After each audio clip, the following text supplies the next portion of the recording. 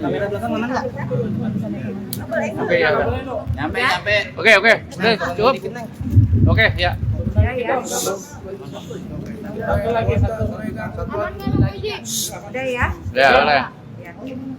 Ya, selamat siang teman-teman semuanya. Hari ini saya melaporkan kasus teror yang saya alami pada hari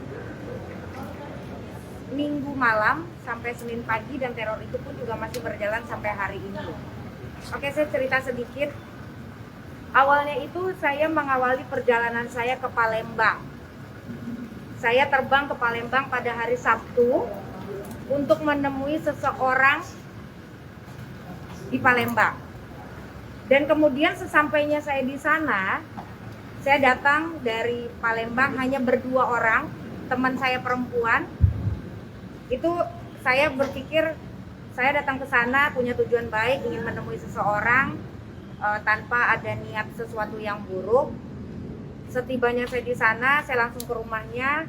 Ternyata saya dihadang oleh 10 preman. 10 preman ini mengintimidasi saya, tapi alhamdulillah saya masih bisa keluar dari perkampungan tersebut. Mungkin teman-teman bisa tahu daerah Tangga Buntung di sana itu kan sangat serem ya di Palembang. Lalu setelah saya pulang ke Jakarta hari Minggunya, karena saya tidak bisa menemui orang tersebut, akhirnya saya kembali lagi ke Jakarta pada hari Minggu sore tanggal 2 April. Setibanya saya di Jakarta itu saya menuju langsung pulang ke rumah yang ada di Kebayoran, karena memang saya mau bertemu dengan adik saya untuk ada hal yang mau saya bicarakan. Jadi saya janjian ke sana, ya udah buka puasa bareng sama adik saya. Tapi setelah itu saya menyuruh staf saya untuk mengambil satu barang, dan dia melihat di depan pagar luar itu ada melihat 3 orang yang mencurigakan, berbadan tegap, rambutnya panjang, gondrong, dan seperti orang intel gimana sih gitu loh. Tapi karena saya tidak pernah melihat, jadi saya kurang tahu seperti apa. Setelah itu saya diinfokan oleh pembantu kejadian ada 3 orang tersebut. Akhirnya saya setelah sholat isya, saya baru makan malam itu bersama adik saya sekitar jam 10 kurang di hari Minggu ya, di hari Minggu. Lalu pada saat itu tiba-tiba pembantu saya naik, "Ibu, ada orang yang mencari Pak Dito," gitu loh. Nah, orang ini siapa gitu loh. Saya nggak tahu siapa. Tiba-tiba datanglah semua, dan saya suruh udah kunci semuanya, langsung suruh asisten rumah tangga saya itu suruh kunci. Tiba-tiba rame, datang 3, 5, 10, dan itu adalah oknum dari TNI. Jadi pada pukul 22 itu saya langsung panik, ada apa ini? Apakah kedatangan saya ke Palembang ini membuat ancaman untuk oknum TNI tersebut gitu loh. Jadi hari Senin itu, dan pengancaman itu, teror itu terjadi dari pukul 10 malam sampai jam 7.30 pagi. Saya tuh benar-benar tidak tidur sama sekali, dalam keadaan capek, baru pulang dari luar kota. Saya menemui seseorang tapi juga tidak bisa saya temui. Akhirnya saya pulang ke Jakarta, mendapatkan perlakuan seperti itu juga. Saya tidak bisa beribadah, sahur juga tidak tenang, tidur juga tidak bisa gitu. Akhirnya saya melaporkanlah ke Puspom TNI by phone waktu itu.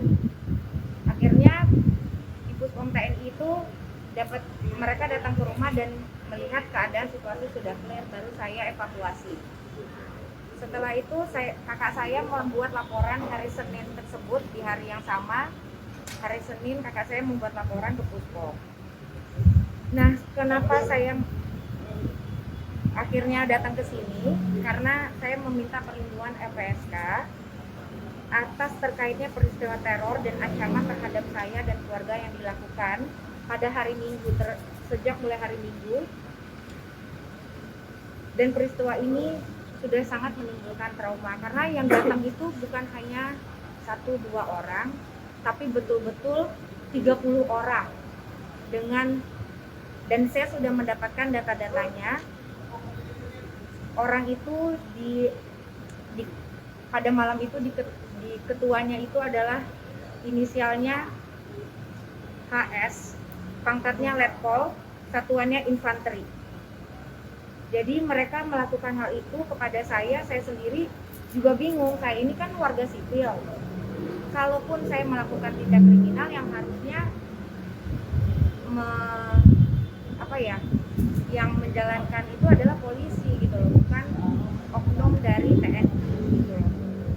Jadi makanya hari ini saya merasa keadaan saya juga tidak nyaman, tidak tenang, dan saya pun juga sulit untuk bertemu anak-anak saya karena saya saat ini tidak ingin orang-orang itu tahu pergerakan saya kemana saja gitu loh.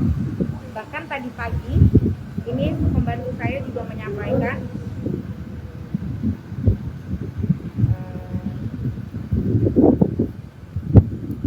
Ibu, semalam untung saya di dalam dengerin di luar ada yang teleponan, ternyata ada orang rambut dicepak tinggi besar duduk di tembok sambil ngadep ke depan. 2 orang yang di dalam mobilnya di luar pos, yang satu di rumah kita gitu loh. Jadi saya sendiri juga tidak tahu maksud tujuannya oknum dari TNI ini apa kepada saya.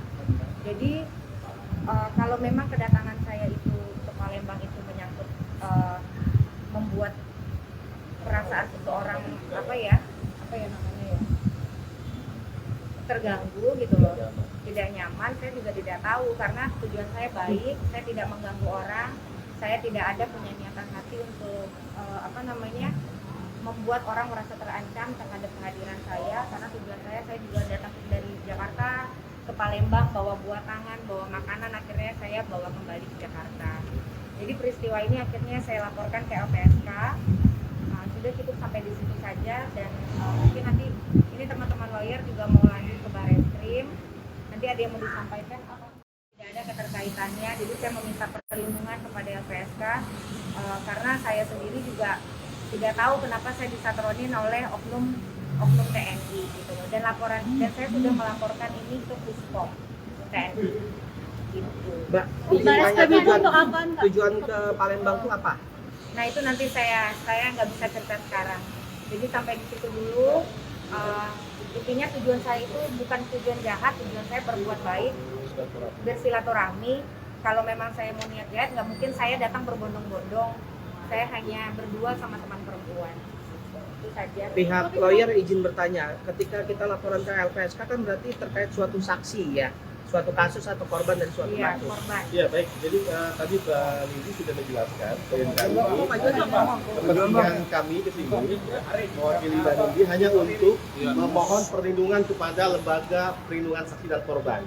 Tadi klien kami sudah sampaikan bahwa ada ancaman, ada intimidasi, ada hal-hal yang tidak menyenangkan yang sudah dialami oleh Mbak Lindi dan sudah dilaporkan ke Puspom TNI, dan hari ini melaporkan kepada dengan pengajuan permohonan kepada LPSK. Iya, Kak. Nah, harapan kami tentu ya LPSK dapat memberikan perlindungan kepada klien kami. Nah, kalau terkait kasus itu nanti kami akan jelaskan lebih lanjut lagi, karena kami sendiri tadi Mbak Lindi sudah sampaikan tidak tahu ini terkait dengan kasus apa, sehingga mendapatkan ancaman, teror, dan juga intimidasi. Jadi begitu kira-kira teman-teman media. Bang, ancaman intimidasi apa, Bang? Kan ini ancaman intimidasi seperti apa, Kak? Di Palembang itu saya dibilang mau ada apa segala macam, seperti selayaknya saya belum namu tapi sudah dimarah-marahin gitu loh. Jadi tidak ditolak dengan baik atau apa, tapi udah langsung dimarah-marahin. Oh tidak bisa, saya bilang Mas siapa? Oh saya preman yang jaga di sini, kitanya gitu. Saya orang kampung sini gitu. Saya cuma berpikir kalau orang kampung sini masa seperti itu sih gitu loh. Kan biasanya kita oh ya silakan aja, nggak tahu ada orang apa enggak gitu loh. Ini tiba-tiba sudah oh ya saya memang dibutuhkan gitu. Kurang lebih seperti itu. Saya nggak bisa ngomong banyak karena saya memang kurang istirahat. Cuma intinya kita mau menyampaikan juga dari pihak lawyer ini ada, nah nanti bisa mungkin langsung aja ke Barreskrim. Ya. Jadi setelah ini kami ke Barreskrim untuk menyampaikan surat penundaan pemeriksaan terhadap Pak Dito, karena sampai sekarang status Pak Dito itu masih sebagai saksi, dan kami juga akan melampirkan beberapa dokumen yang itu seharusnya ditelah lagi oleh Barreskrim Mabes Polri. Berarti Pak Dito tidak hadir ke panggilan Barreskrim, Pak? Bukan tidak hadir, belum sempat hadir karena ada sesuatu yang. Jadi gini, kan ada sekitar permasalahannya kan ada 9 ya. Kencengan Bu, kencengan. Ada 9 titik senjata yang dipersoalkan. Yang ternyata kami nanti akan ke Barreskrim juga akan menyerahkan surat, dan bahwa 9 titik senjata itu 6 diantaranya adalah memiliki surat resmi gitu. 3 adalah shotgun. Yang itu kan sebenarnya non safety ya gitu. Nah, itu yang akan kita serahkan ke Barreskrim. Terkait pemanggilan hari ini KPK juga, karena hari ini ada 2 pemanggilan. Nah, KPK pun itu juga masih saksi ya Mas, itu juga nanti dia untuk yang KPK di awal kan memang Pak Dito udah dipanggil, dan memang diketahui posisinya ada beberapa aliran dana itu hanya pembelian kendaraan bermotor dari menantunya Pak Hadi gitu. Jadi memang tidak ada temuan-temuan dan terkait TPPU yang kaitannya dengan kasus Pak Hadi gitu ya. Dan saya mau sampaikan juga yang selama ini kita kan tidak pernah ya ngomong sama media. Itu saya punya bukti kalau KPK itu tidak menemukan apapun pada saat penggeledahan. Kan teman-teman berita nulis, teman-teman media nulis kalau ada 2 koper yang dibawa. Itu tidak ada. Itu koper yang dibawa koper mereka sendiri gitu loh. Jadi adik saya juga saksinya yang tanda tangan di situ, bisa saya bacakan ini. Jadi tidak ada, sebentar saya bacakan ya. Jadi ini yang mau saya luruskan karena selama ini tidak ada kesempatan untuk bicara. Oke. Jadi atas penggeledahan di rumah atau di tempat tinggal, ruang pekarangan tertutup lainnya, tidak ditemukan file atau dokumen barang terkait perkara yang ditangani.